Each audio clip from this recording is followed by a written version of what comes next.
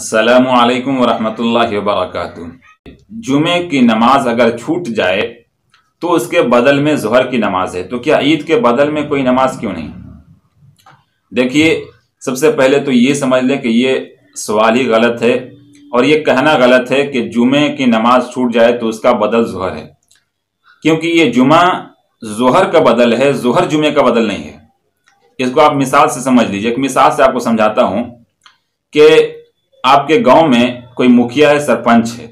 अब वो कहीं जा रहा हो तो अब वो अपना नाइब बनाकर जाता है कि देखो अब मैं नहीं रहूंगा, अभी जा रहा हूं कहीं, तो अब मेरा नाइब फलां शख्स रहेगा, ये शख्स रहेगा। फिर 2 मिनट बाद, 4 मिनट बाद या एक दिन बाद वो मुखिया लौट कर आ जाता है, तो अब आप क्या कहेंगे कि ये मुखिया सरपंच जिसने एक नाइब शख्स को नाइब बनाया था, एक दूसरे शख्स को नाइब बनाया था, उसका बदल है ये मुखिया और ये सरपंच, या फिर वो जिसको मुखिया और सरपंच ने नाइब बनाया था वो बदल था?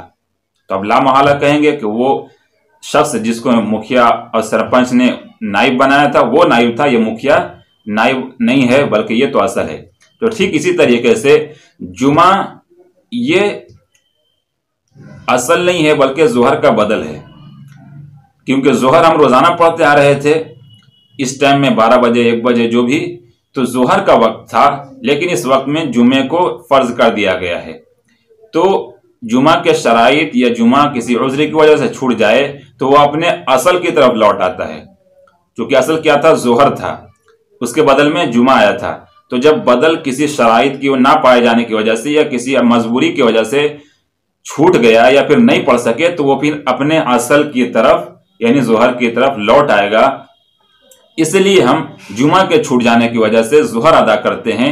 तो ऐसा नहीं है कि हम जुमा का बदल ज़ोहर अदा करते हैं, बल्कि ज़ोहर अपने मकाम पे आ जाता है कि जो ज़ोहर पहले नमाज थी तो अब बदल के ना पाए जाने की वजह से, ना पढ़ पाने की वजह से अब वो अपने असल की तरफ ज़ोहर की तरफ लौट आया है। अब ईदैन की नमाज की कज़ा क्यों नहीं है? देखिए, ईदैन किसी नमाज का बदल नहीं है और ना उसका कोई बदल है। तो जब वो किसी नमाज की बदल नहीं है ईद की नमाज, तो अब वो अपने असल की तरफ भी नहीं लौटेगी, जिस तरह के जुमे की नमाज अपने असल ज़ोहर की तरफ लौट आई।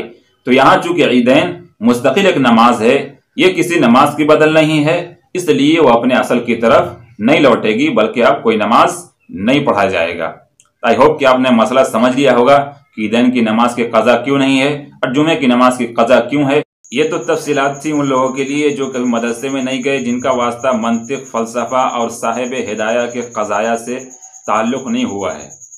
तो जिनका ताल्लुक़ हिदाया से, जिनका ताल्लुक़ मंतिक और फ़लसफ़ा से हुआ है, उनके लिए सिर्फ 2 जुमला मैं कहना चाहूँगा। सिर्फ 2 जुमला। क्या है 2 जुमला?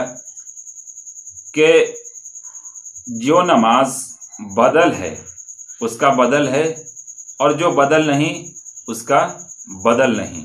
और मैंने बता दिया कि कौन किसका बदल है और कौन किसका बदल नहीं है। तो आप समझ लीजिए मंतिक के इस जुमले को।